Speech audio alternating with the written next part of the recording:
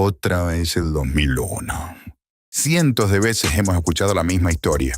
Cientos de veces vimos a los policías a caballo pegándole con palos a los manifestantes, los cacerolazos, los saqueos y el helicóptero yéndose. Cientos de veces vimos al helicóptero llevándose a De la Rúa.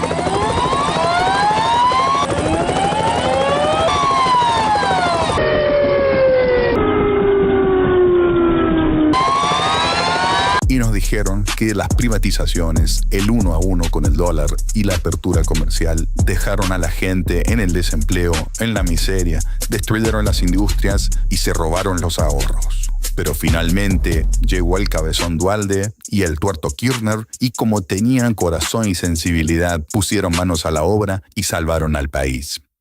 Fin. Pero, honestamente, ¿cuál es la explicación de lo que pasó ahí? ¿Acaso es cierto que la estabilidad, la apertura económica y el sector privado fue lo que destruyó a la Argentina en ese entonces? ¿Nunca te preguntaste si no hay algo raro en esa historia que no cierra del todo? Habla el país. Estado de sitio en todo el territorio nacional. Lo que vamos a hacer hoy es poner la lupa y mirar qué pasó en ese periodo desde fines de los 90, pasando por 2001, 2002, hasta llegar al kirchnerismo.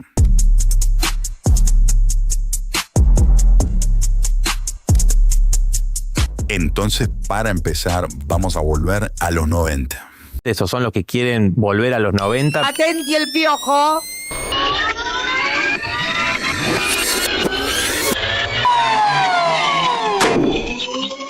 Yo nunca dije eso. ¿Cuándo dije eso? Hola, Susana.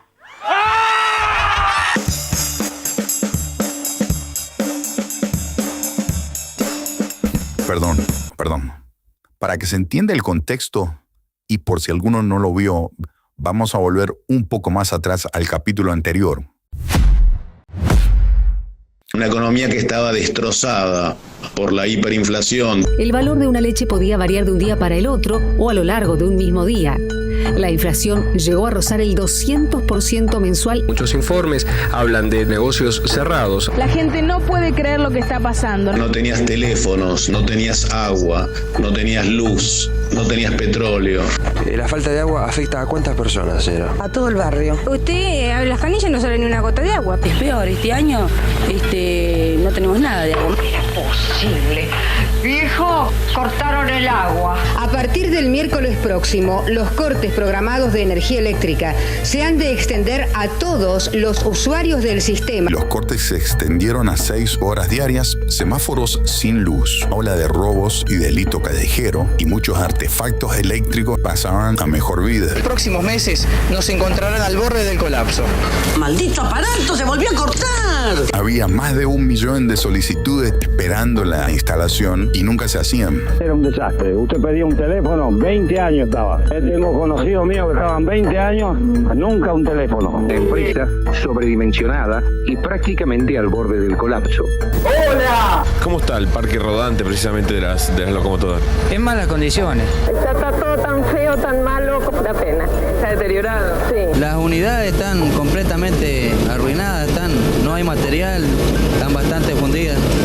El caso de YPF se mantenía en esa línea. Que entrabas a la estación de servicio y vomitabas del olor, la mugre. Te destrozaba el motor. En 70 años no lograron ni un mes de autoabastecimiento. Rutas muy transitadas estaban abandonadas. Hay algo así como un cementerio de barcos que ocupa unas 40 manzanas. El puerto de Buenos Aires fue declarado puerto sucio. Total abandono. Los aumentos oscilan de un 100%. En el día de hoy, el desempleo y la pobreza aumentaron. No podemos creer lo que está pasando. El panorama es desierto. No hay huevo. Sí hay huevo. No hay carne. Ni hablar de la carne. No conseguimos nada. Hablan de desabastecimiento. Grupos que tratan de saquear supermercados. Centenas de argentinos desafiaron el estado de sitio. Rompieron todo, han sido robados en su totalidad. Es tremendo esto. Nunca, porque es lo más triste que puede haber. Hola, Susana. Con la promo y las ofertas de día, 22 centavos, las 59 centavos. ¡El $1.000.000! Por $16 masiva. A solo $1,50.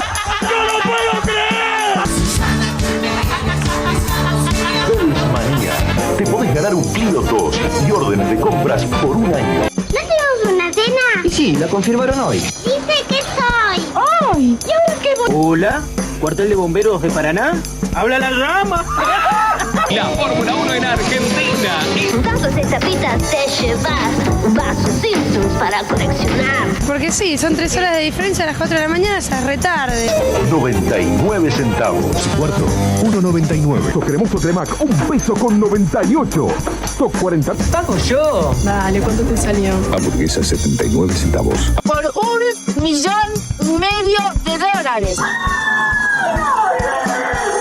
Con 2 tapitas L más 50 centavos, llévate un fabuloso póster y la imagen no es nada, la hacemos todo.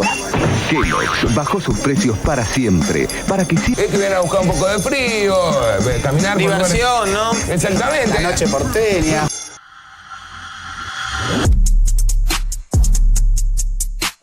En los 90, el gobierno de Menem lo que hizo fue empezar con una ley de reforma del Estado que incluía la privatización y las concesiones de las empresas estatales.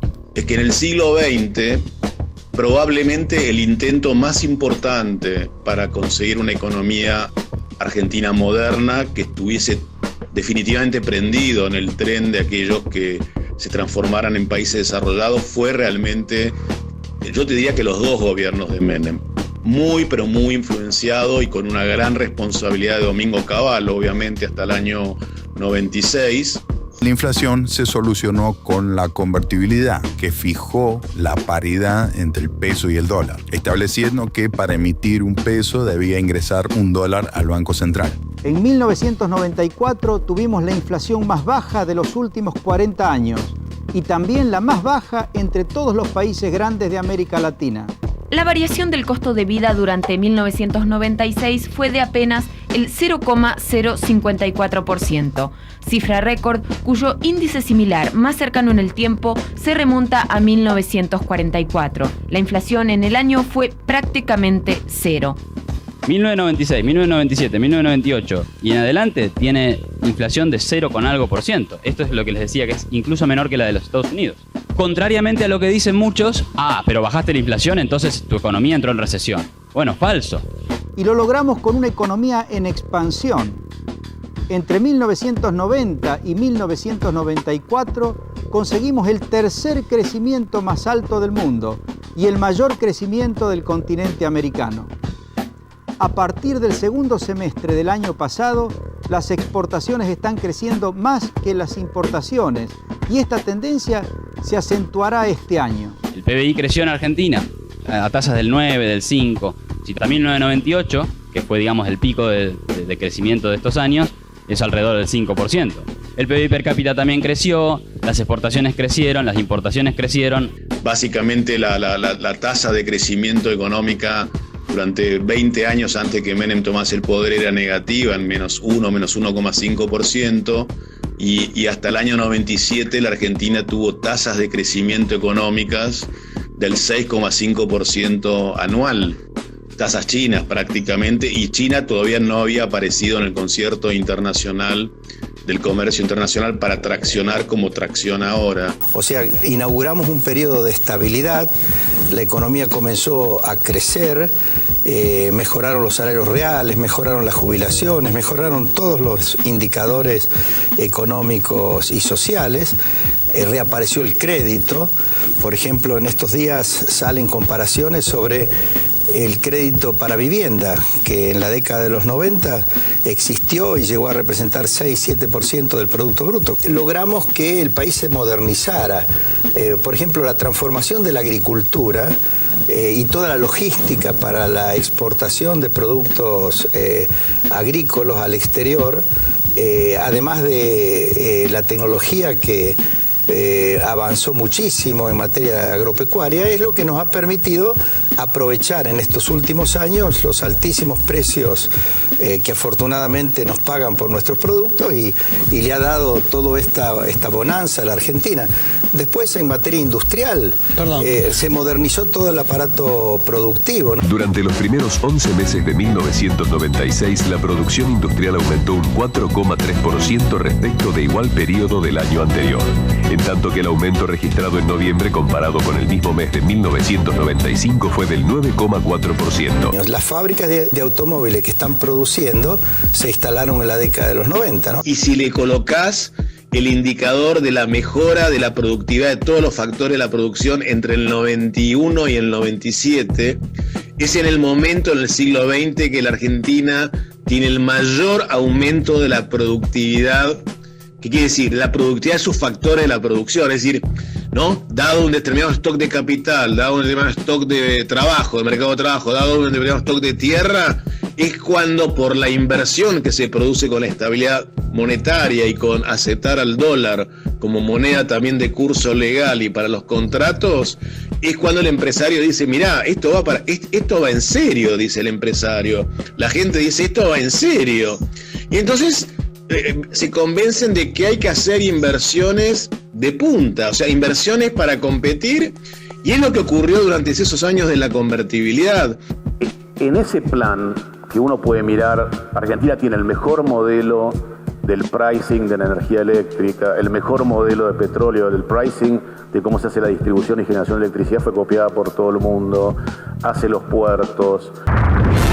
En julio inauguramos la nueva Panamericana y la nueva General Paz. Construimos 1, 2, 3, 4, 5, 18 carriles, 2, 3, 4, 50 puentes. Agregamos 1, 2, 3, 4, 5, 6 mil torres de iluminación. Plantamos 1, 2, 35 mil árboles y presentamos el pase. Peaje automático sin espera, el sistema más avanzado del mundo con el cual no necesitará detenerse de la misma manera que lo hicimos nosotros. Por eso terminamos las obras 6 meses antes de lo previsto.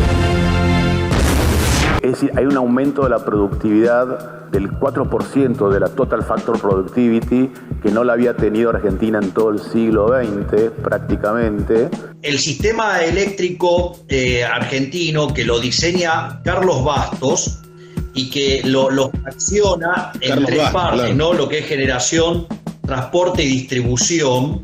Los campeones de esto eran los franceses y vienen y copian el sistema de Argentina.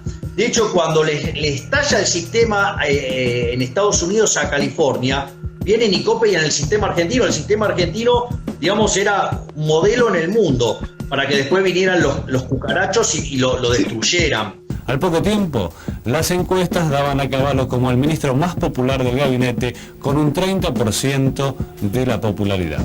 El plan se fue perfilando cada vez mejor y las encuestas aumentaban. El ministro llegó casi a superar en popularidad al mismísimo presidente de la Nación. Este fenómeno no solo era conocido en la Argentina, sino también en todo el mundo. Tanto que el New York Times decía que Cavallo era el mejor producto que tenía el peronismo para ofrecer en las próximas elecciones. Si durante la década de los 90 las medidas que se tomaron fueron en el sentido de una mayor libertad económica, ¿qué es lo que explica que hacia finales de esa época el país haya entrado en una recesión y que finalmente, tras el año 2001, hayan explotado los niveles de pobreza y los niveles de desempleo? Las cosas parecían tranquilas hasta mediados de los 90. Ahí es donde empezaron las complicaciones. El contexto internacional empezó a ser mucho más adverso para las economías emergentes. La Argentina en esta crisis sufre por culpas ajenas, no propias. Por una vez no tenemos la culpa, la tienen otros. No nos olvidemos que esta crisis explotó en México y de ahí su denominación de efecto tequila. Cuando México decidió devaluar su moneda, se ha desatado una crisis que está afectando a toda América Latina. 1995. Crisis del tequila a México. Comenzó con la devaluación del peso mexicano en diciembre de 1994. Desencadenó una salida masiva de capitales. Los inversores se asustaron y retiraron sus capitales de los países emergentes. La situación fue tan severa que México recibió ayuda del gobierno de Estados Unidos. 1997. Crisis asiática. Las monedas asiáticas se devaluaron masivamente. Eso abarató sus exportaciones. Caen los precios de los commodities, afectando a la Argentina. Se produjeron quiebras en varias economías del sudeste asiático. Esto provocó la salida de capitales y subió la tasa de interés para los países emergentes. Agosto de 1998. Crisis rusa. Rusia declara la moratoria de su deuda y devalúa el rublo, generando pánico en los mercados emergentes. Se produce una estampida de capitales hacia activos seguros en Estados Unidos, lo que llevó a una contracción financiera y a recesiones en varios países. Otra vez sube el costo de la deuda para los países emergentes. Suben las tasas en Estados Unidos a niveles altos. Se encarece la deuda argentina. Empieza una recesión larga y profunda que duró 4 años. Agosto de 1998. Lunes negro. Ese día la bolsa de Estados Unidos tuvo una caída histórica. Se borraron todas las ganancias del año. Los mercados del mundo entraron en modo pánico. Septiembre de 1998. Colapso del fondo Long Term Capital Management. El fondo de inversión de Estados Unidos queda al borde de la quiebra tras la crisis rusa. Los bancos globales se enfrentan a un riesgo sistémico. Se intensifica la aversión al riesgo y se reduce aún más el crédito a nivel mundial. 1998. Caída de precios de commodities y recesión en economías emergentes. Bajan los precios agrícolas y de materias primas, lo que redujo los ingresos por exportaciones. Varias economías emergentes sufrieron recesiones simultáneas, menos confianza, tasas más altas, más recesión. 1999. Depreciación del euro. Esto provocó que se apreciara más el dólar y el peso argentino, lo que encareció nuestros productos exportables. 1999. Devaluación del real brasileño. Brasil era el principal socio comercial, cuando devaluó su moneda. Sus productos quedan muy baratos comparados con los argentinos. Esto complica con más fuerza nuestras exportaciones, provocando recesión y desempleo. Marzo de 2000. Burbuja.com. Como todo lo anterior, esto redujo los flujos de capital hacia emergentes, aumentó la aversión al riesgo y encareció fuertemente el financiamiento, con tasas en dólares que llegaron hasta 14% anual, agravando la crisis. Se tradujo en una menor recaudación de impuestos y en un incremento constante del déficit fiscal. La economía argentina recibe un formidable shock externo, una tormenta perfecta, desde el segundo semestre del 97 en adelante. ¿Qué le ocurrió? Se le produjo un derrumbe del precio de las materias primas, de las commodities, con la crisis asiática en el 97. Esa crisis asiática produce la crisis de Rusia de impago de capitales en el año 98 y nos cierra el mercado de capitales. Entonces usted tenía un derrumbe de los precios de nuestra economía, que es lo que determina nuestro nivel de vida. Nuestro nivel de vida lo determina el valor de lo que producimos. Eso es productividad más precios externos. Si los precios se derrumban, eso nos pone en una situación límite. Y lo segundo que nos pone en una situación límite son los costos. Los costos, nosotros dependíamos mucho del mercado internacional para el financiamiento de nuestra economía y luego del default ruso, las tasas de interés se elevaron a 14% anual, por eso colapsamos varios países simultáneamente, colapsó Brasil, colapsó Uruguay, colapsó Argentina, no estábamos ninguno de nosotros confabulando en todos esos lugares. La crisis es exclusivamente internacional con algo de política nacional. Esto se debe a una crisis muy fuerte que ustedes recuerdan que comenzó en el sudeste asiático, después pasó por Japón, Rusia y bueno, todos los países emergentes que tienen acciones cotizando en Nueva York, por ejemplo, como nosotros, que tenemos muchas ADRs, han sido afectadas fuertemente por los fondos de inversión que venden digamos en Argentina y en Estados Unidos. Brasil es una economía 5 veces más grande que la Argentina y la devaluación reduce su nivel de presión en dólares a la mitad. Entonces nosotros teníamos una economía que el contexto externo la contraía dramáticamente porque le subía los costos y le bajaba los precios. Eso, dado el régimen monetario que teníamos, nos obligaba a deflacionar fuertemente. Si a usted yo le bajo los ingresos a menos de la mitad y le subo los costos de alquiler al doble, ¿usted cómo cree que va a ser su nivel de vida? Ninguna de esas cosas nosotros las controlamos. En el año 94 se reformó el sistema previsional y se crearon las jubilaciones privadas, las AFJP, que se basaban en el ahorro y la inversión de los que aportaban. Mientras que la inflación anual fue del 3,16%, máxima alcanzó una rentabilidad del 13,54% en su primer año. Para saber cómo invertimos su fondo, llámenos gratis al 0800. A la vez se mantuvieron las estatales de reparto, en donde los trabajadores transfieren a los jubilados. Es decir, más parecido a un esquema Ponzi, como ya lo conocemos. El problema es que muchos trabajadores derivaron sus aportes a las cuentas privadas, por lo que el Estado perdió ingresos, pero siguió pagando a los jubilados estatales existentes. Eso creó un desequilibrio. Además, se destaparon deudas antiguas acumuladas en los años 80, lo que se tradujo en un gran agujero fiscal. Es que la reforma del sistema previsional no se hizo del todo bien y eso es lo que generó la explosión del déficit fiscal y la mala lectura del mismo. Se debería haber copiado verdaderamente el modelo chileno, pero bueno, como acá, digamos, se metieron los bancos y los bancos tenían las AFJP, porque cuando vos haces la reforma del sistema previsional, a vos se te genera un déficit, porque todos los aportantes se te va al sector de capitalización y vos te quedás con el pasivo. Lo que hizo Chile fue reconocerlo de inicio y vos ya esa deuda estaba registrada.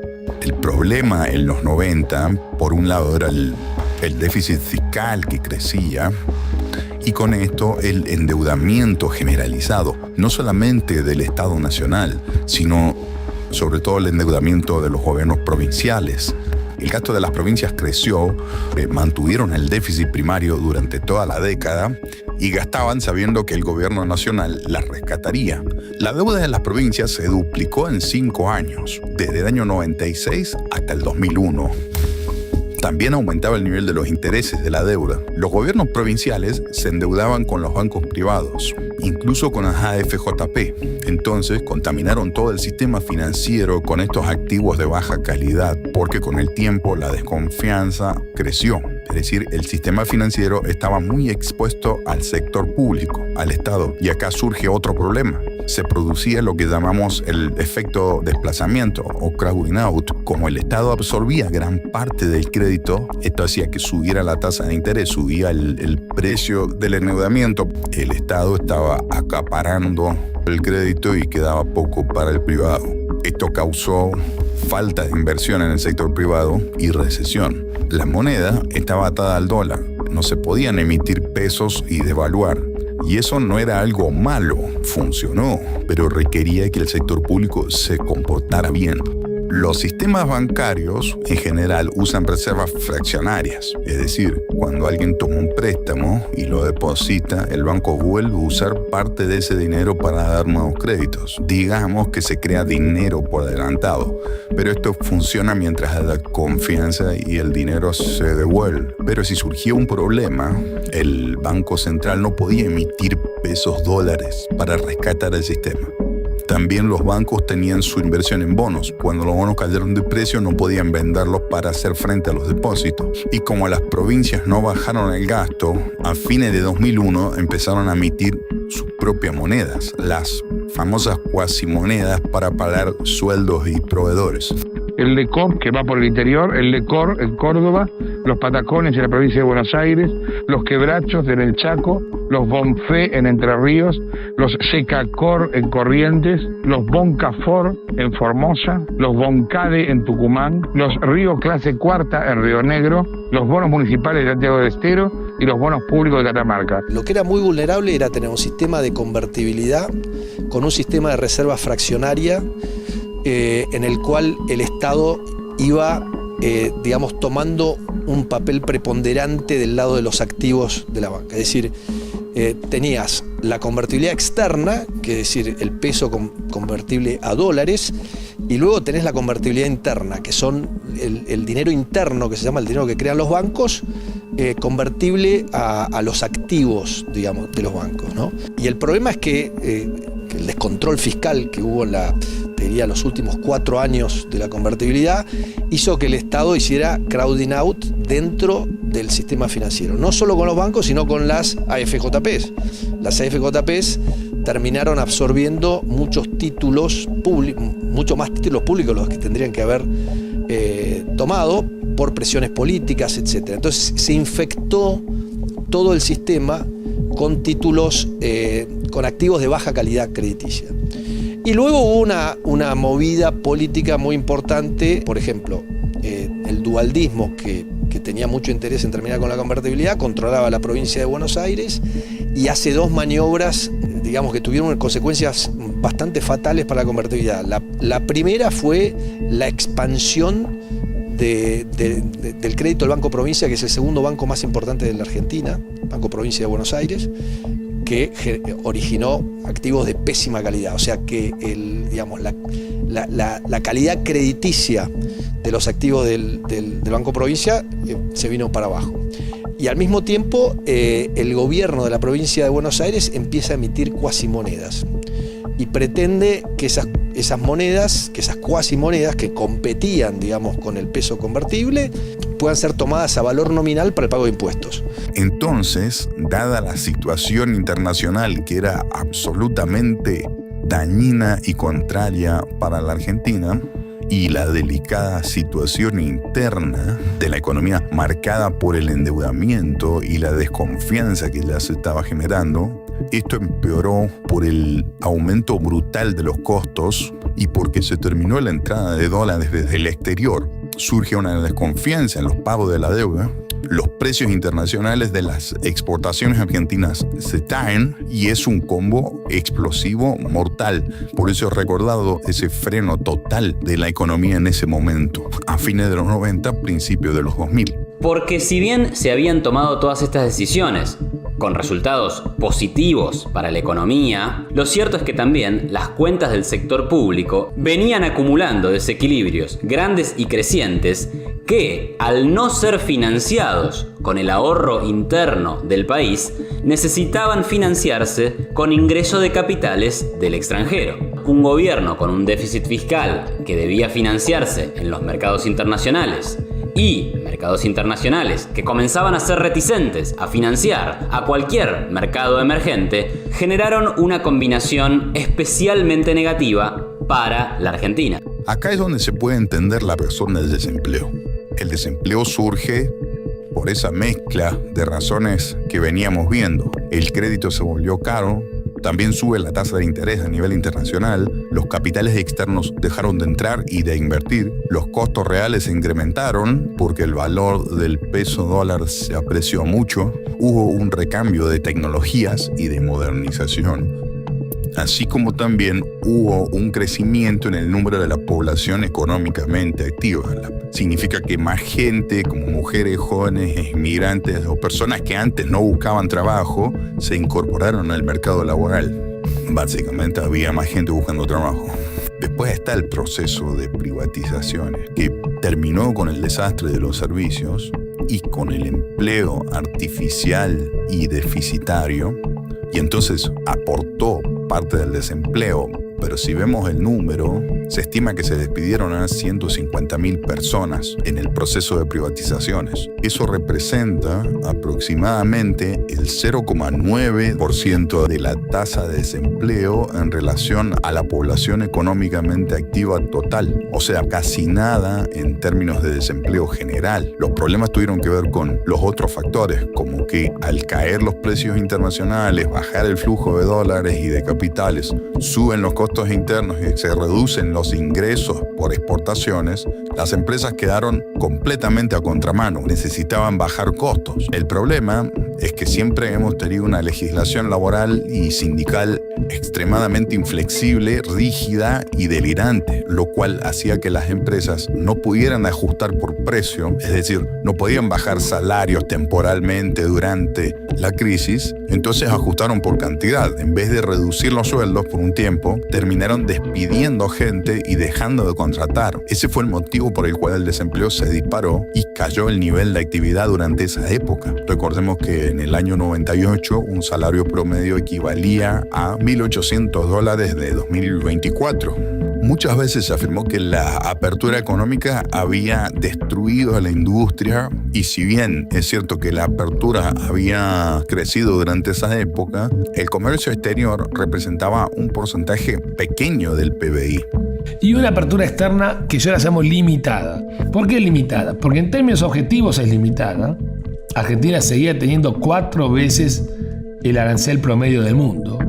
el mundo del arancel era el 3%. Recuerden cuando vimos el tema del GATT, cómo bajó y fue muy exitoso en la baja de aranceles para bienes industriales entre países industrializados. Bajó del 50 al 3%, pero Argentina tiene un arancel promedio del 14% de la década del 90. O sea, casi 5 veces el promedio internacional. Pero la apertura existió en relación a la década anterior, donde estaba muy cerrada. Es decir, nos abrimos en relación a nuestro pasado, pero seguimos encerrados en relación a otros países. El coeficiente de exportación, o sea, las exportaciones como porcentaje del PBI, que andaban en el 6% en el año 90-91, llegaron a poco más del 10% en el año 98-99 aproximadamente. O sea, es bastante. El PBI creció mucho y en dólares creció más todavía. Y las exportaciones que se miden en dólares creció todavía más. Pero igual, no hay que olvidarse que la economía argentina venía a ser la más cerrada del mundo. Por algo se asoció a Brasil en el contexto del Mercosur, no por otra cosa. Y la economía argentina siguió siendo cerrada. La economía argentina exporta desde la década del 40 menos del 10% del producto. Es una economía ridículamente cerrada. Es una economía solo como Brasil o como la teocracia iraní. Cavallo hizo cosas por abrirla, el régimen de convertibilidad hizo cosas por abrirla, pero la economía quedó siendo cerrada. En el año 97, con el prestigio que habíamos adquirido por superar la crisis tequila, empezaron a entrar muchos capitales. Además, como se produjo la crisis asiática, un montón de capitales que antes iban a Asia quisieron venirse a la Argentina. Lo que pasó viniendo para el canal a la tarde era alegría en la calle, digamos. Estaba todo bien, era como que bueno, uno podía pensar que todo podía volver a funcionar otra vez. And then we can speak about the case of the balls. What do you think about the economy now? No, the economy is right. The economy is right because it has a very good employment. The economy. En el último día laborable del año para los bancarios, la costumbre se centró en la City porteña, con la lluvia de papeles. Toda esa liquidez que aparecieron en los bancos, que llevaron a los bancos a desesperarse a ver a quién le prestaban todos estos fondos, y por supuesto aparecieron los gobernadores, y ahí las provincias entraron a gastar muchísimo y a financiar ese gasto con endeudamiento con el sistema bancario. Porque tenemos una macro descontrolada desde hace 50 años. Porque las provincias pueden gastar y si quiebran tiene que salir el Estado Nacional a salvarlas. Tal cual, o sea, vos podés tener un gobierno austero o racional en la administración de la cosa pública en el Estado Nacional, pero las provincias pueden aprovechar ese momento para acumular deuda que después paga el tonto del futuro, que es la historia de las crisis argentinas. El descontrol de las provincias desde el año 97 en adelante, que no es una casualidad que se hayan descontrolado, fue el periodo en el cual entraron a competir Duhalde y Menem por la candidatura presidencial del peronismo en el año 99, y justamente en esa competencia Duhalde usaba el Banco de la Provincia de Buenos Aires para financiar un gasto enorme de la provincia, y Menem le autorizaba al resto de las provincias que hicieran lo mismo con los bancos privados en aras de repartirse o poder competir entre ellos por la candidatura presidencial del peronismo, ¿no? Y perdió la elección, la perdió Duhalde.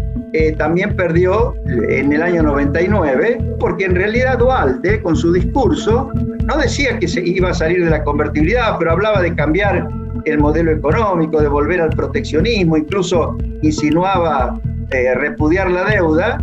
Yo digo con toda claridad, el modelo que hemos puesto en marcha en 1989 se ha agotado porque tiene éxito para lo que vino a resolver. Y ahora tenemos que plantear un nuevo modelo. Inmersos en la tranquilidad que ofrece el paisaje patagónico, un variado grupo de dirigentes, técnicos, intelectuales y economistas del ala más progresista del justicialismo se reunieron durante 48 horas en el pueblo santacruceño de Calafate con el objeto de debatir e ir delineando las características del nuevo modelo que impulsa el gobernador Eduardo Duhalde. Que no critiquemos a Brasil, que lo copiemos un poco, que sepamos articular verdaderamente el Estado con todo lo que sea productivo.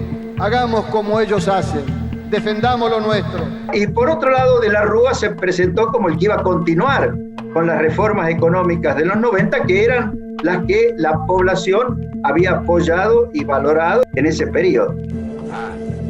Conmigo un peso, $1. De la Rúa gana las elecciones del 99 en la Argentina, son un referéndum respecto a si la gente quiere que sobreviva la convertibilidad. Y la gente vota muy fuerte a favor de eso.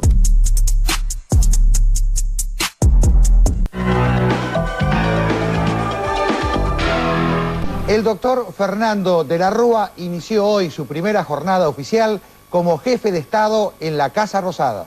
Le coloca la banda al señor presidente de la Nación. Una vez terminado el gobierno de Menem, ganó Fernando de la Rúa con la promesa de mantener la convertibilidad y mantener algunas de las políticas que se habían llevado a cabo hasta el momento. No obstante, el gobierno de la Rúa comenzó imponiendo un aumento de los impuestos, lo que aumentó las dudas de los acreedores internacionales, y si a eso le sumamos que dentro de las fronteras del país cada vez más voces se cuestionaban si había que mantener el sistema de la convertibilidad, las dudas internacionales solo fueron en aumento. Lo único que te queda para mejorar algo el problema externo que tenés es bajar el gasto público. El déficit fiscal, como pueden ver, fue creciente. O sea, cada vez había más déficit fiscal. Y después, los últimos años, había recesión. Claramente, este déficit se percibía como cada vez menos pagable. Entonces aumenta el riesgo país y los problemas que tuvimos con la crisis de deuda. Ya con la situación difícil, con una recesión de todos los países emergentes, no es solo la Argentina, ¿viste? Ahí si vos ves la serie de tiempo, la Argentina comparte con otros países la caída, ¿viste? A partir del 98, en donde no se ocurre nada más inteligente al irresponsable Chacho Álvarez que renunciar en octubre del 2000.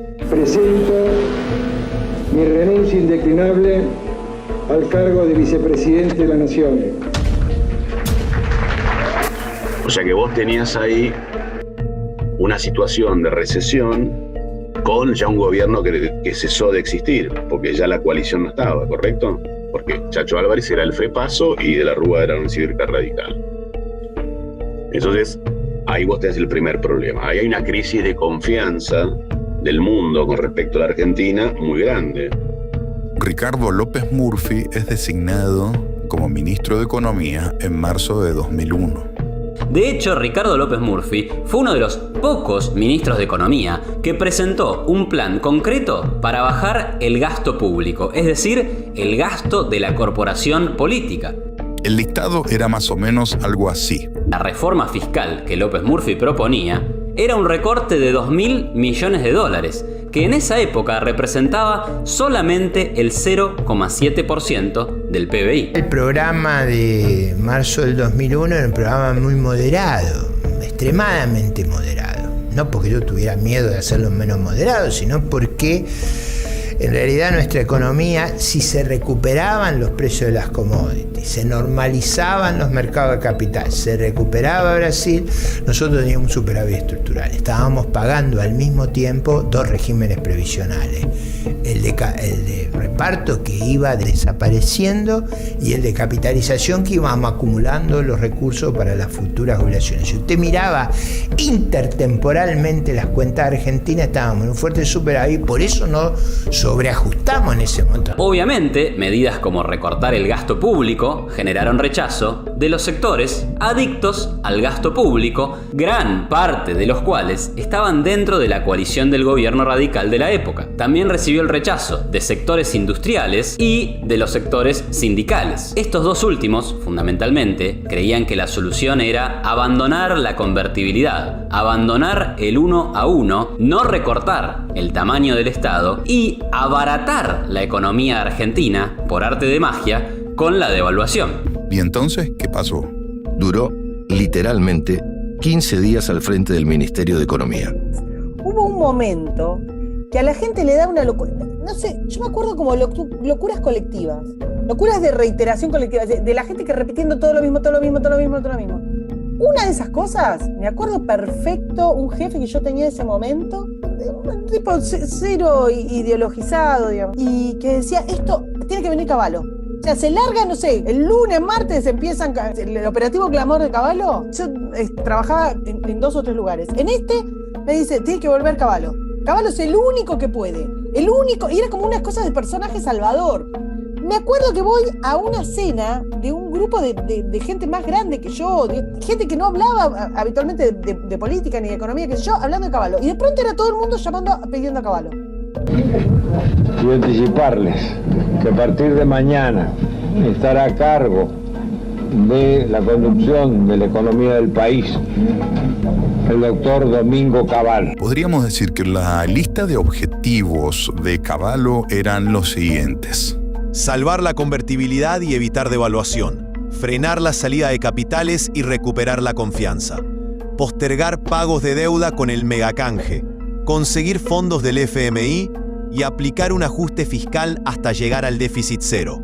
Nada más y nada menos, pero era demasiado tarde. Se había reunido el peor de los escenarios. Esto con esto, todo junto. Es decir, la crisis era inevitable y no solamente en Argentina. Mucho tiempo que sabíamos que la convertibilidad estaba terminada. Era cuestión de tiempo. Ya hacía bastante tiempo que de Mendiguren como vocero, pero un grupo de grandes endeudados en dólares empezaron a pensar en la pesificación forzosa de la economía. Me acuerdo que me agarró de Mendiguren y me dice: Darío, no, eso te quería decir, que devalúen o se van. Yo le digo: Vasco, ¿me estás haciendo una chicana o me estás diciendo algo a mí o me estás pasando un mensaje para el gobierno? Me dice: bueno, te lo estoy diciendo a vos para que lo digas. Me acuerdo perfectamente que salí y llamé a Cristian Colombo y se lo conté. Vieron a sentirse las voces de los devalúos maníacos, porque lamentablemente hay devalúos maníacos en nuestro país. Son maniáticos de la devaluación. No se dan cuenta que la devaluación significa cortarle el sueldo y las jubilaciones a mucha gente, mucho más de lo que han sido reducidas. Significa quitarle el ahorro a los argentinos. Significa encarecer el costo de la cuota que deben muchas familias argentinas. Por eso no va a haber devaluación. Pero ellos siguieron insistiendo. Yo creo que lo trabajaron fundamentalmente a Duhalde.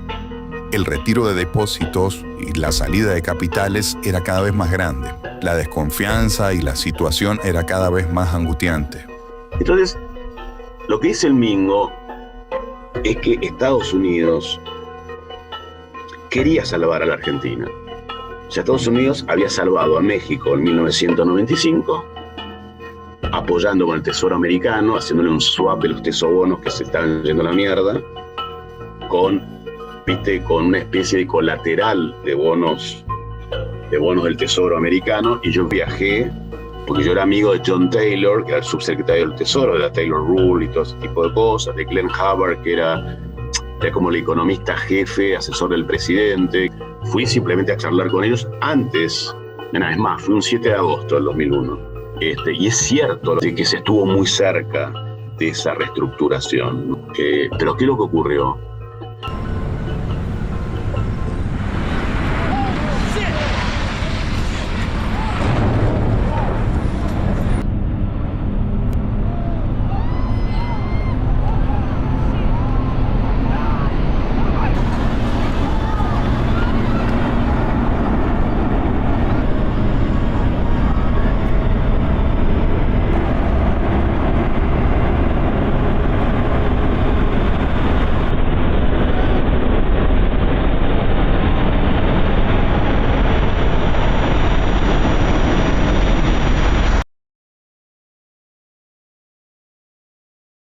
Y yo creo que lo que decididamente reventó reventó a la Argentina, así como yo creo que empezó a reventar al mundo occidental y a la sociedad occidental, fue el atentado a las Torres Gemelas, así de simple, perdóname, pero es el shock, fue el shock más impresionante que tuvo Estados Unidos desde su independencia. Y los americanos se vuelven locos ahí. Esto la Argentina, que era foco de atención del secretario del Tesoro americano y demás, pasa a enésimo plano. Se olvidan de la Argentina directamente. Imagínate lo que era, no te contestaba más un teléfono. Y ahí ves el ataque especulativo masivo que se empieza a dar en octubre, noviembre, y no están más ni los Estados Unidos, y en el Fondo Monetario Internacional tenés la otra mala leche, que hay una economista que se llama Ann Kruger, que empieza a decir que Argentina puede ser un conejillo de Indias para ver si se puede lidiar con las deudas, así como cuando quiebran las empresas, con Chapter 11, como se llama. O sea, un delirio. El FMI, que se había comprometido a brindar un paquete de asistencia financiera, finalmente retiró su apoyo y suspendió los desembolsos pendientes a fines de 2001. Le dije con todas las letras, yo dije, nos van a hacer colgar en la Plaza de Mayo ustedes con estas cosas que están haciendo. Crisis en Turquía. Una vez más se intensificó la desconfianza de los inversores internacionales, elevando el riesgo país y llevando a los mercados a exigir tasas de interés más altas para los bonos argentinos. La inseguridad financiera global aceleró la retirada de depósitos de bancos argentinos. La crisis del 2001 no fue una crisis de la convertibilidad. La crisis del 2001 fue una crisis financiera, porque precisamente muchos de los préstamos que los bancos habían dado, especialmente los que le habían dado a la provincia, no los podían recuperar. Y las provincias necesitaban que le dieran más crédito. Es decir, la crisis del 2001 fue igual que la crisis de las hipotecas subprime en los Estados Unidos. Es decir, los bancos habían dado crédito que no iban a poder recuperar y, por supuesto, los depositantes de los bancos, empezando por los grandes depositantes, fondos de pensiones, los que hacían análisis, empezaron a asustarse y a retirar los depósitos, y después toda la gente empezó a retirar los depósitos. Frente a la salida masiva de depósitos de pesos dólares, la última medida que pudieron implementar fue el famoso corralito. Hemos debido adoptar medidas extraordinarias que van a tener una vigencia de 90 días. Se permitía extraer hasta $1.000 mensuales, ajustado por inflación, equivalentes a $1.770 de 2024. Pero el problema es que en aquella época la gente estaba poco bancarizada. Gran parte de la población usaba efectivo. Porque empezaba a meter un corralito en una economía que el 50% se movía en cash y el 30% de la economía era informal. Entonces, de golpe, produjiste en menos de 15 días una mega recesión violenta. No le quitaban a usted el dinero que usted tenía en el banco, pero no podía disponerlo físicamente.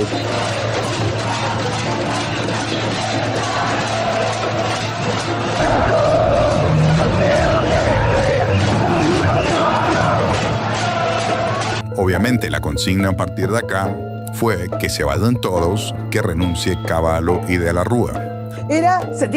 Cavallo tiene que renunciar Cavallo. Y era todo, eran los lugares donde ibas, era la tele. La tele era una cosa fenomenal. Juicio justo por traidor a la patria. Preso, señor, usted va preso. Preso tiene que ir Cavallo. De la Rúa, Cavallo, te pido por favor, a mí, a mi familia y a todo este pueblo argentino que lo desea tanto. Y a cambio, ¿sabes lo que te pido? La renuncia, Cavallo. De la Rúa, andate, Cavallo. Todo este pueblo lo desea. Esta es la bronca de la gente, señora, ¿qué lo quiere decir? Era un discurso único, vivíamos como un estado de permanente histeria colectiva. Íbamos todo por un lado, todo por el otro. Toda era locura. ¿Qué querés? ¿Tirar un beso? Hija, con bala de verdad, la yuta tira, No te perdonan esos ¡Se tienen que ir, hijos de ¡Se tienen que ir! ¡Más gente! ¡Necesitamos más gente! ¡Viva Fidel Castro! ¡Viva Fidel Castro! ¡Viva Señalí, carajo! Y de alguna manera se ponían como un objetivo, y era como eso, solamente eso, ese plan podía salvar. Por supuesto, nada de todo eso incluía bajar el gasto, o sea, la reforma estructural que se debería haber hecho no se hizo, Y después ya nunca más se hizo. Mirá, esto que es Avenida de Mayo.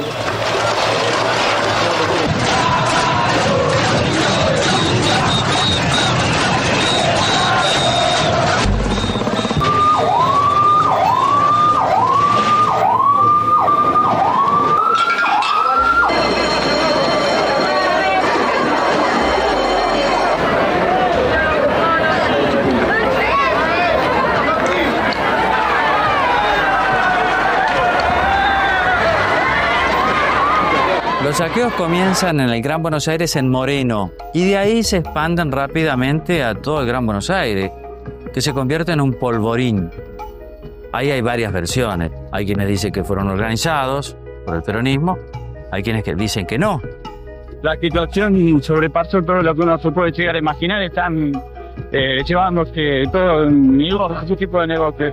El negocio se llama Fabiano y la verdad fue una maniobra en la cual se conspiró contra la democracia.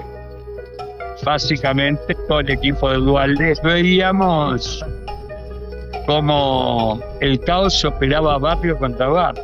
Llegaban a un barrio 10 tipos en 2 coches y te decían: miren que están viniendo los del barrio de al lado a pegar. Mientras tanto, el peronismo reagrupaba fuerzas y olfateaba el regreso al poder.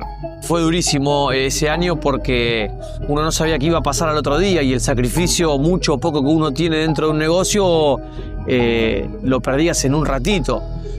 En mi opinión y en la opinión de muchos, eso estuvo todo armado. Fue todo político, obviamente, más allá del hambre y de la necesidad que la gente tenía, porque eran años durísimos de recesión, de falta de plata, de falta de trabajo.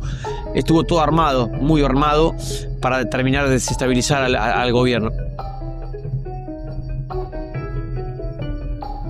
Fueron 4 o 5 días en donde uno estaba con la persiana cerrada, pero al ser un almacén, un autoservicio de barrio, uno necesita trabajar todos los días. Pusimos unos barrotes, a veces a reja, del lado de adentro trabamos con unos fierros y pusimos las heladeras contra las puertas, medidas de seguridad que no servían, pues si te quieren levantar la persiana de 100 personas, 150 personas, se te meten adentro y no hay medida de seguridad que valga.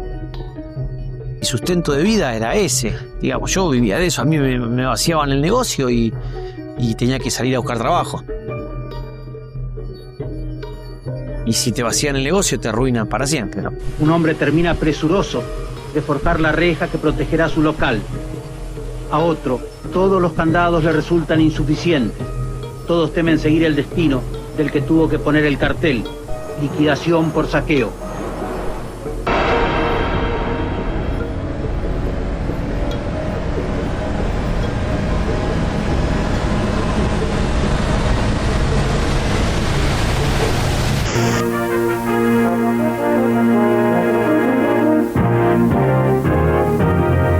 Reiterar el momento culminante, el cierre de la gestión presidencial de Fernando de la Rúa. Sí, César, bueno, recién se ha posado en el techo de la Casa Rosada, algo que no pasaba hace mucho.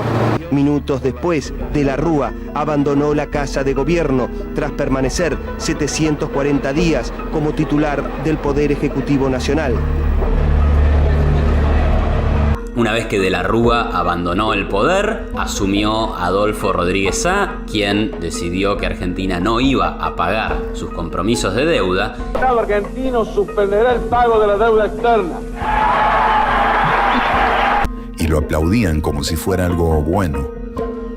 Vimos todos, nosotros le explicamos el plan que teníamos, que lo habíamos presentado, y él nos dijo, pero con tranquilidad, no, miren, yo voy a aplicar otra cosa, esto de la tercera moneda. Bueno, le dijimos.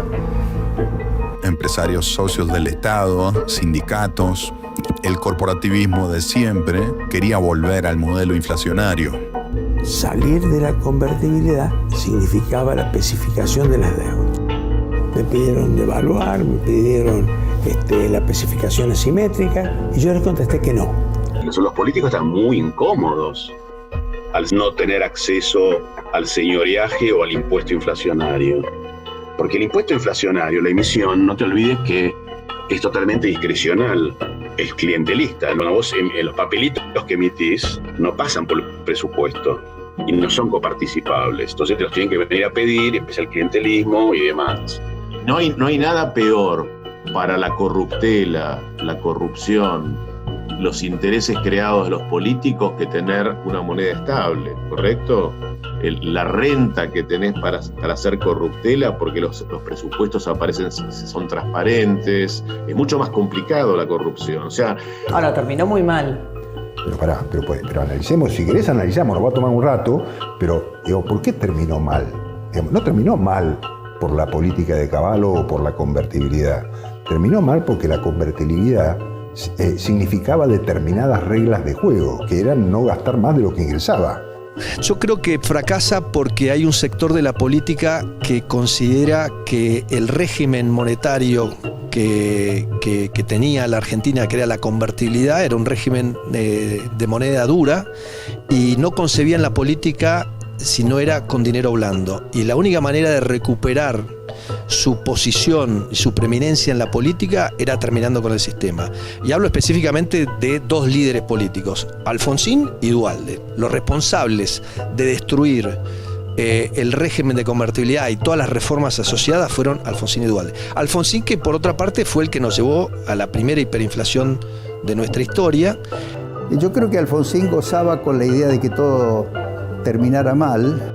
Sobre calle Bartolomé Mitre hay una columna que viene a apoyar al gobernador Duhalde y a muy pocos metros, sobre el otro lado de la calle, están los grupos de izquierda.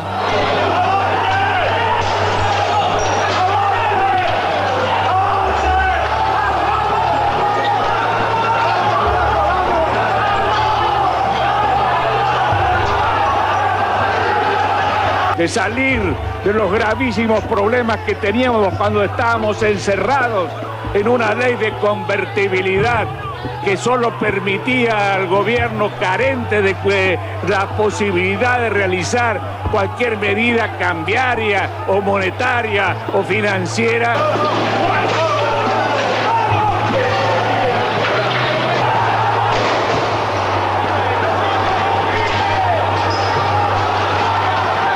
Después de un confuso episodio, asume la presidencia Eduardo Duhalde, designado por la Asamblea Legislativa el 1 de enero de 2002.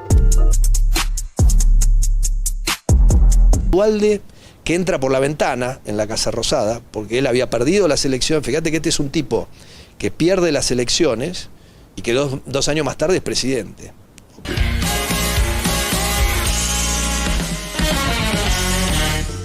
Y entonces hace lo que el electorado no quiso, porque el electorado había dicho claramente que no querían cambiar la convertibilidad. La gente en Argentina se acostumbró a la estabilidad y quería estabilidad. Nadie quería volver a este esquema de inflación galopante. Quiero decirles que van a ser respetadas las monedas en que hicieron sus depósitos. El que depositó dólares recibirá dólares. A partir de las 8 de la noche, repito, se acaba la convertibilidad en la República Argentina. Cuentas separadas por pesos y dólares. A comienzos del año 2002, el presidente Eduardo Duhalde decidió abandonar la convertibilidad. Entonces, llegado a este punto, claramente que había cosas para hacer. Si el problema era fiscal, podría haberse resuelto el problema fiscal, ¿sí? Por ejemplo, achicando el gasto público, que en el mediano plazo te permite achicar los impuestos, además genera perspectivas positivas porque supone la gente que vas a poder pagar tu deuda, entonces el riesgo país empieza a caer y incluso caen las tasas de interés. Sin embargo, se decidió abandonar la convertibilidad. Pero el punto que quiero hacer es que fue una decisión política, que no fue algo inevitable y que no fue un fracaso del sistema. Yo digo que hubo un afán de terminar con ese gobierno. Ese afán recorrió el espectro político. El Partido Radical quería que de la Rúa se vaya. El mismo radicalismo. Por eso digo, fue el propio partido gobernante quien entregó a su presidente, ¿no? Ese afán era con la finalidad de producir un cambio de las instituciones y que obviamente hubo grupos muy beneficiados, todos los que disfrutaron de la especificación asimétrica. Imagínense usted lo que fue, especificar por un lado y después especificar para los ahorristas 4 y para los deudores, para los grandes deudores a 1. ¿Le parece que a alguien se le puede imaginar algo más regresivo? En la calle se vendía a 4 pesos por dólar. A los ahorristas les pagaron 1,40 pesos por dólar. A los grandes deudores les especificaron las deudas a 1 peso cada dólar. La convertibilidad no explotó a fines del 2001.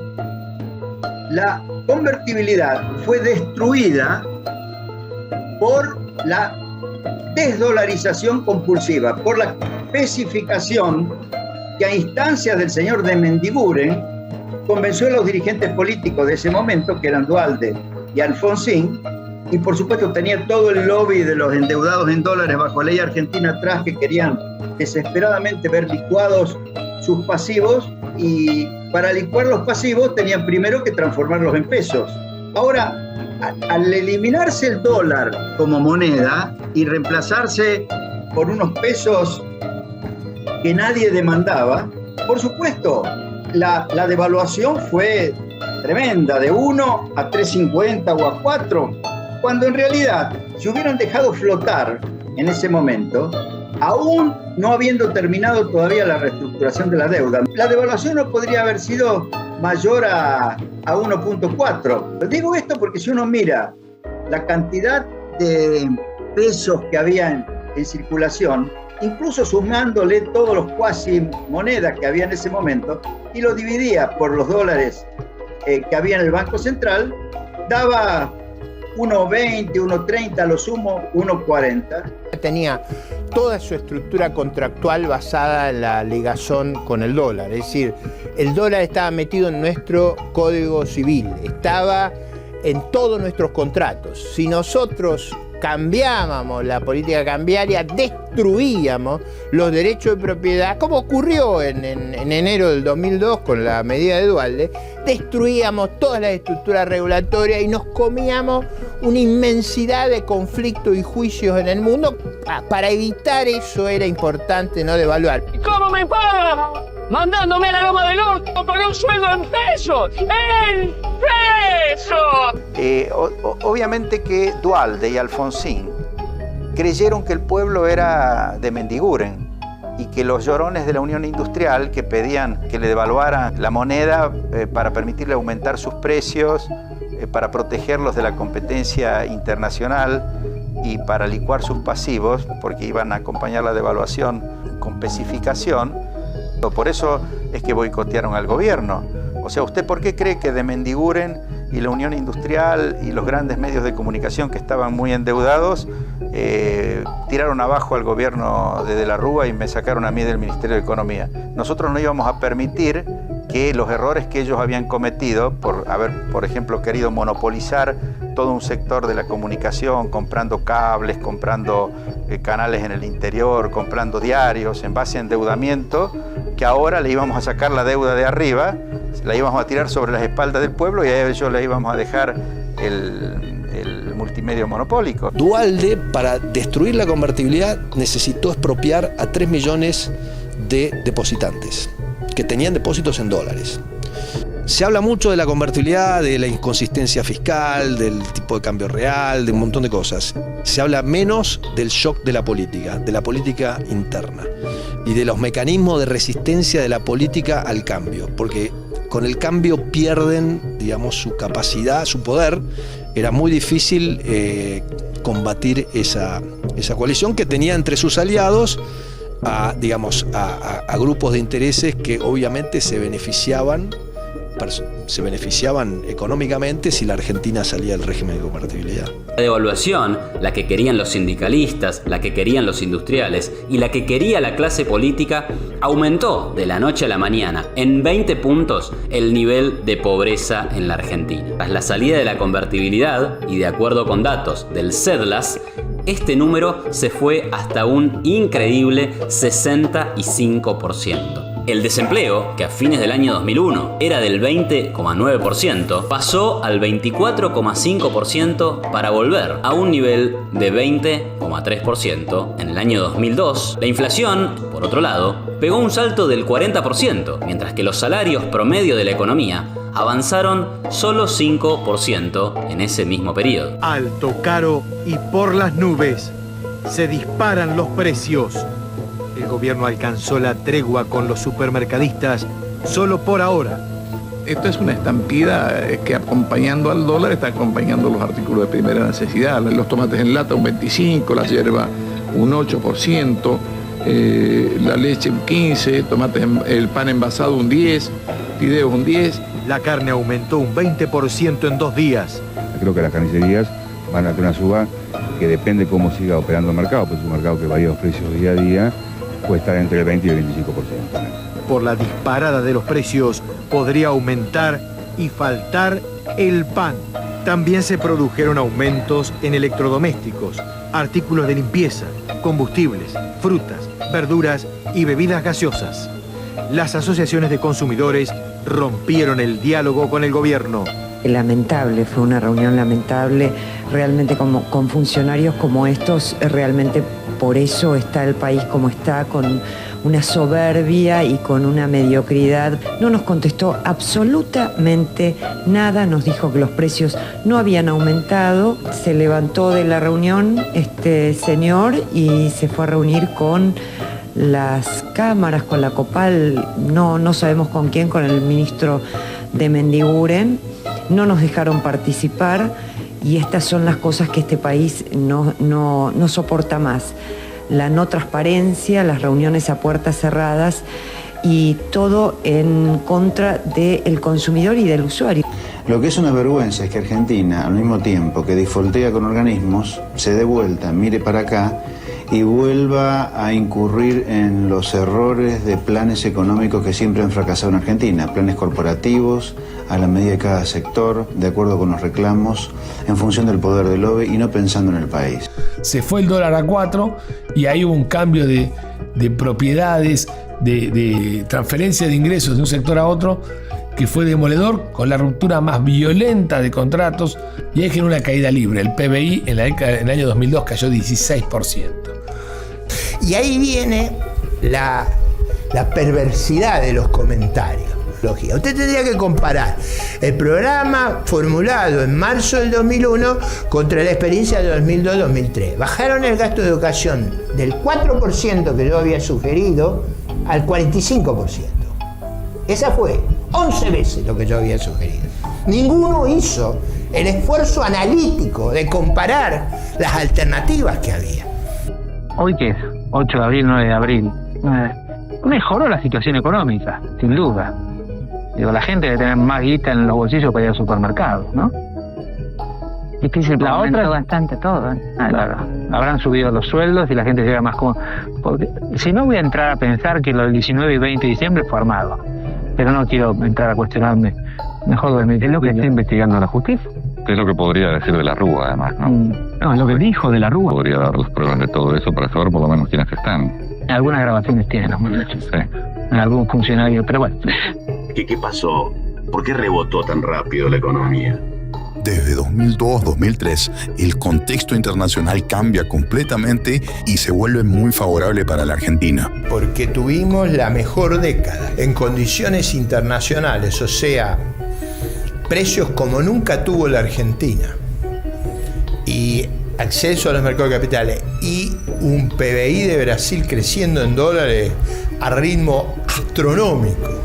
Los precios internacionales de los commodities aumentaron muchísimo: soja, petróleo, trigo y maíz, impulsados por el crecimiento económico global y la mayor demanda, principalmente de China y luego de India, Rusia y Brasil. El contexto financiero internacional fue extremadamente favorable, con un dólar que se debilitó a nivel global. Las tasas de interés en Estados Unidos bajaron. Hubo abundante liquidez y crédito barato, lo que redujo el costo de financiamiento y canalizó capitales hacia los mercados emergentes.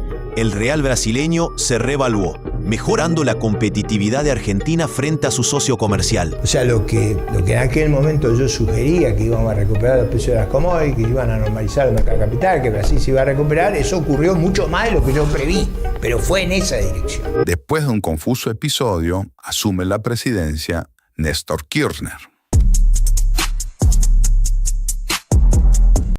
Duhalde y Kirchner agarran una economía fenomenalmente moderna,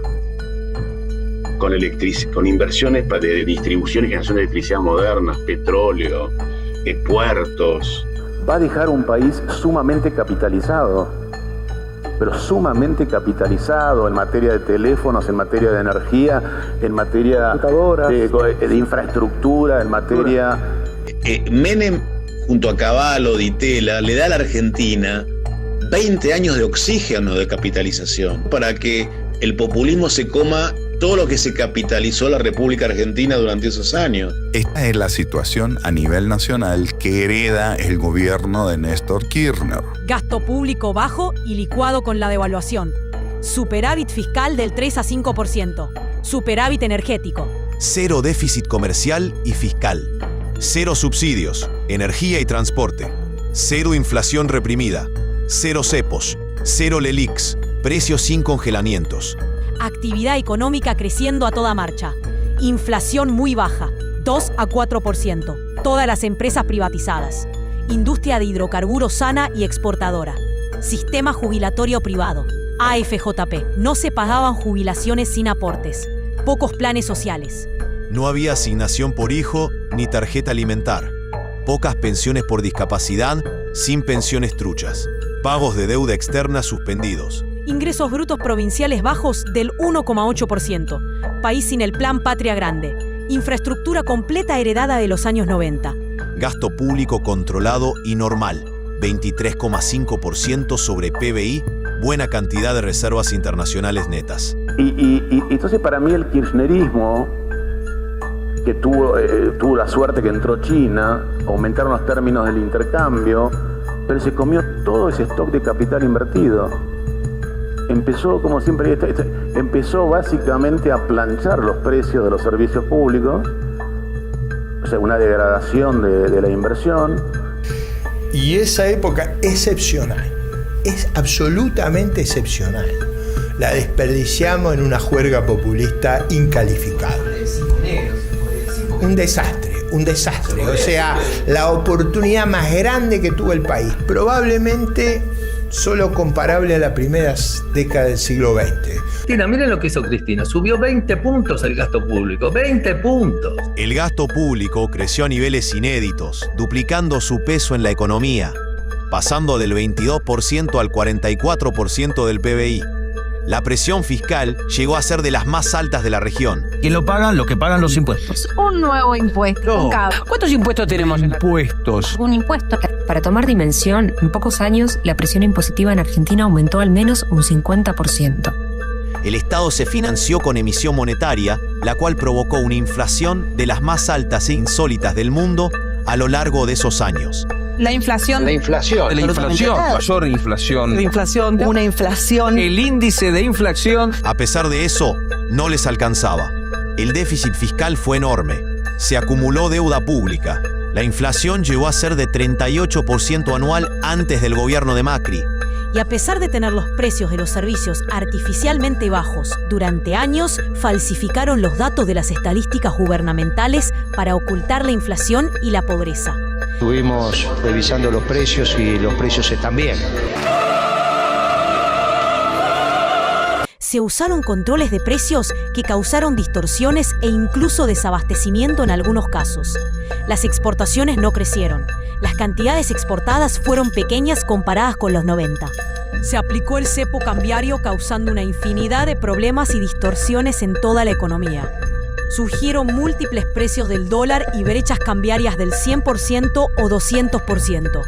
Se aplicaron trabas burocráticas y permisos discrecionales como el ROE, que generaron corrupción en el comercio exterior. Y se desincentivó la producción. Se prohibieron las exportaciones de carne. Nos dijeron que era para bajar los precios. Sin embargo, lo único que bajó fue la producción. Las retenciones, la inflación en estos niveles y el cepo cambiario solo existen en pocos países y raros casos en el planeta. Guillermo Moreno intervino de manera extrema en los mercados de granos, carnes y exportaciones. Se restringieron y limitaron exportaciones claves como el trigo, el maíz y la carne. Provocó que la ganadería perdiera 12 millones de cabezas de ganado y que cerraran más de 120 frigoríficos. Desaparecieron más de 80.000 explotaciones rurales. La Argentina cayó del tercer puesto al puesto número 11 mundial en exportación de carne.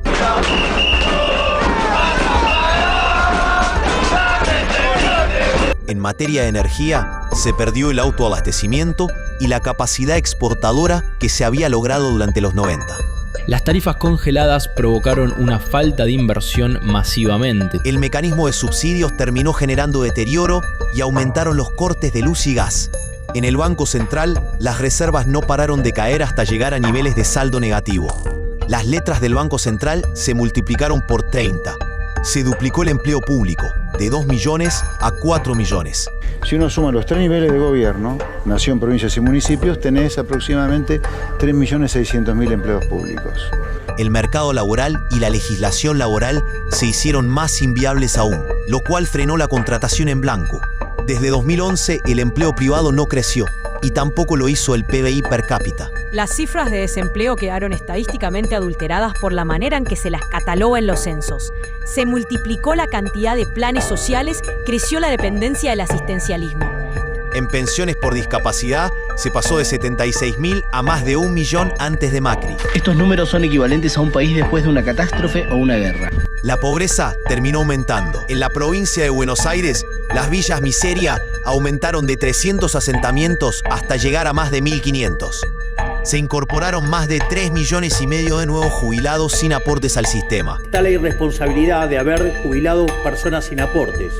Se hizo un robo masivo estatizando las AFJP. Le robaron, literalmente, le robaron todos los ahorros a la gente. Se arruinó irreversiblemente el sistema previsional. Se reestatizaron empresas que rápidamente volvieron a generar pérdidas. YPF, Aerolíneas Argentinas, Austral, Correo Argentino, AISA, Ferrocarriles, entre otras. ¿El qué? ¡A los pollos!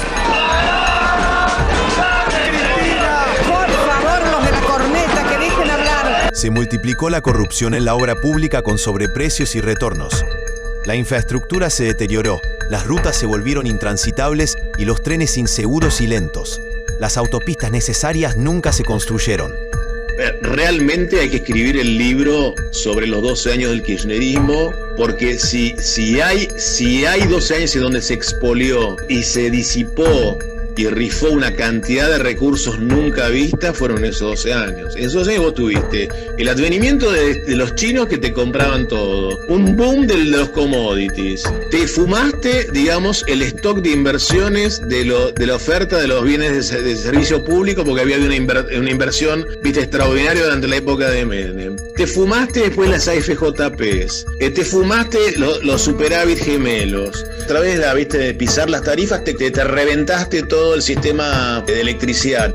No fue por mérito de los gobiernos, de los Kirchner, el crecimiento de la economía en esos años. Todo lo contrario. El contexto a fines de los 90 fue inusualmente malo para la Argentina. Incluso así se hicieron grandes inversiones. Y después el contexto internacional se da vuelta y se convierte en inusualmente favorable. En esos años se pasó de un extremo al otro. En uno de mis libros, que se llama Política Económica contra Reloj, una de las cosas que hacemos es mirar el desastre que hicieron las cucarachas y de tener un superávit primario consolidado de 6 puntos, dejaron uno de 4, ¿sí? Casi 5 te diría, con lo cual ahí patinaron cerca de 10, 11 puntos el PBI y además subieron la presión fiscal en 15, o sea, se patinaron 25 puntos del PBI, nunca en la historia se hizo semejante desmadre. Los números indican que en los últimos 20 años la Argentina tuvo la peor performance en términos de crecimiento económico per cápita de casi toda la región. Si sacamos a Venezuela del análisis, el Producto Bruto Per Cápita de la Argentina aumentó solamente 18% en los últimos 20 años.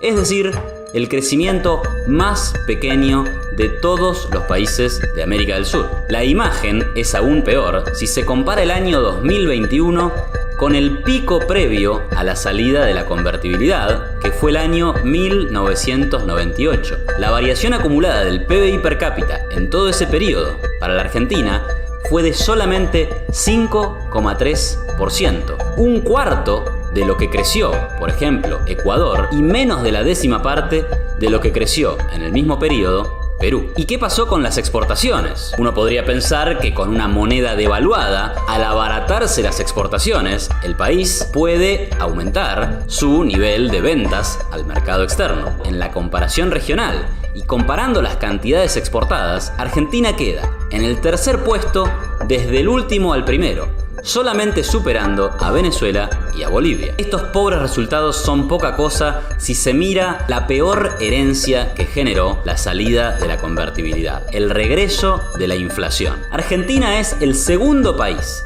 de mayor inflación acumulada de todo el continente. Estamos solamente detrás de Venezuela. La inflación y el déficit fiscal infinanciable llevaron a sucesivas devaluaciones de la moneda nacional. Si medimos el salario promedio en dólares de los argentinos en octubre de 2021, vemos que este se encuentra nada menos que 52% por debajo de lo que estaba en octubre del 2001. 20 años después de salir de la convertibilidad, los salarios de los argentinos, repito, están 52% por debajo, medidos al dólar paralelo, que lo que estaban antes de abandonar el 1 a 1.